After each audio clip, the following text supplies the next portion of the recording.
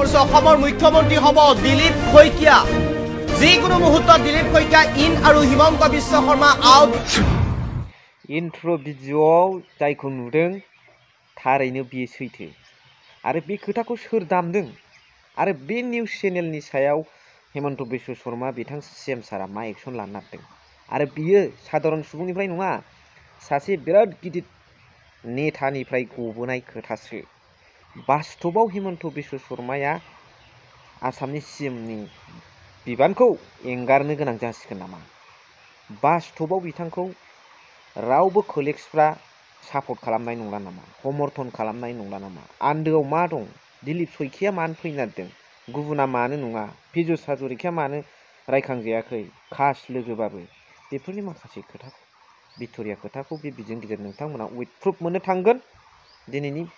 बे कन्टेन्टआव बेखौनो मोजाङै सावरायगोन स' हेल' एभ्रिवान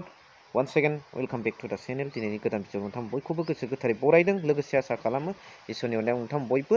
मोजां दं स' जोंहा बे जोंनि इन्ट्र' भिडिअ'आव नुनाय जायफोर खोथा सोर दैदेनगिरिया बेफोरबायदि माखासे खोथाखौ लिक खालामदों बिथोराव मा सोलिगासिनो दं आसामाव हेमन्त मामा बिथाङा अगाले मोनबाय नामा जायनि थाखाय बिथाङा गासैखौबो टेग खालामनो सानबाय बेफोर गासै खोथाखौ जोबनाय फारसे सावरायहैगोन उइथ प्रुफ लोगोसे बिनि सिगां जोंहा नैबे खाम्फा बरगयारी सारनि पलिटिकेल करियार जेबादि जानो थांगासिनो दङ बिथाङा दिनै टिकेट नागिरनानै आन्दाहारायदों बबे समस्थियाव गेलेगोन बिटिसिआव गावनि समस्थियाव बिथाङा मोनखानाय नङा खारन बाहाव existing current MCLA EM Ranjit Kumar Basumatary बिथां फरेस्टनि मन्थ्रि दङ बे मालाय बोरै हगारनो बिथाङा दासो थांनाय गुबुनाव मालाय बोरै हगारनो आरो बियो गुबुनाव गावनि समस्थियावनो बियो देरहानो हाया आरो गुबुनाव थांनानै बिथाङा मा कन्टेस्ट खालामगोन बिपिएफजों बिनिखायनो जेबो उफाय गैया थाङै थुङै सेप्तेम्बर मासनि सिगां बिथाङाबो बिपिएफआव फैफिननायनि टारगेटखौ चन्दन ब्रह्म बिथां सारबादि लानो हागौ दिनै दा बर्थमानाव एसे एनै थांजेननायाव लोहाबहैगोन नाथाय जेब्ला लोहाबनानै जेब्ला जेबो नुवा बाला अन्थाइ हाराव नुहैबाय दै सिङाव फैफिनगोन अल इज गल्ड होननाय बादि दा बेफोरखौ जों फैबाय थानाय समाव नुबाय थागोन नाथाय दिनै जों नुबोगासिनो दं दैदेनगिरिनो बिबान नाङा होननाय बिबानाथ' थानांगौ दैदेनगिरिनाव होमबासो खामानिफोरखौ दिशा खालामनो हायो दिग होनो हायो दा लोगोसे बेफोरनि सायाव नोंथांमोना बिथं बाहाबै कमेन्ट हरबानो जाबाय बेसिकेलि बे 14 नं चिरां दुवारनि कनस्टिटुयेन्टनि सुबुंफ्रा जोंहा आरोबाव हेमन्त बिश्व शर्माया सीएम बिबाननिफ्राय एंगारसै नामा बिथांनि जेनेखि कलिग्सफोर दं एमएलएफोर दङ बिथांखौ बोख्लायसिगोन नामा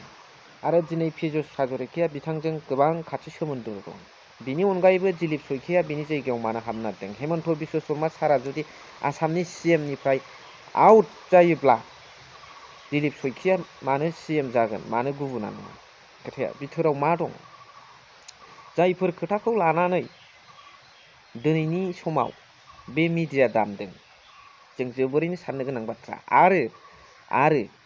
बेखौ जानला मोनला साधारन सुबुङा नङा सासे स्टेट लेभेलनि सेन्ट्रेल लेभेलनि सासे गोख्रों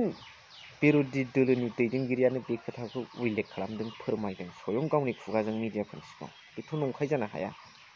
दा बावहाय हेमन्त बिश्व शर्मा सारनि वाइफ रेनिखि शर्मा बया दंदेरो नामा बेना बिथांनि माखासे केसफोरनि खोथा रायलायदों दङ बेखौथ' गोदोबो दामनाय नुदों केसनि खोथाखौ आरो जोंहा नैबे मेडिकेलनि खोथा बेयावबो बिथांनियाव माबा मोनसे टेबोलाव मोनहैलायाखै होनबा हेमन्त बिश्व शर्मा सारनाव बेफोरनि खोथा गासिबो माखासे करापसन आरो केसनि खोथाखौ थर्न रायजोफोरनो खिथादों दा बेवहाय बेसेबां सैथो समाजो खिथासिगोन नाथाय नोंथांमोना नायलांबा जोबोर इन्टारेस्टिं मोनगोन नै खोनासंलांदो অসমৰ মুখ্যমন্ত্ৰী হ'ব দিলীপ শইকীয়া যিকোনো মুহূৰ্তত দিলীপ শইকীয়া ইন আৰু হিমন্ত বিশ্ব শৰ্মা আউট তেওঁ যে নতুন বিজেপি সভাপতি দিলীপ শইকীয়া ডাঙৰীয়া হৈছে দিলীপ শইকীয়া ডাঙৰীয়া কেনেবাৰে যিদৰে হিমন্ত বিশ্ব শৰ্মা ডাঙৰীয়া মুখ্যমন্ত্ৰী হৈ গ'ল, ছাৰপ্ৰাইজ মুখ্যমন্ত্ৰী, বেকডোৰ মুখ্যমন্ত্ৰী। দিলীপ শইকীয়া ডাঙৰীয়া পৰৱৰ্তী সময়ত বা ৩-৪ মাহ পিছত তেওঁ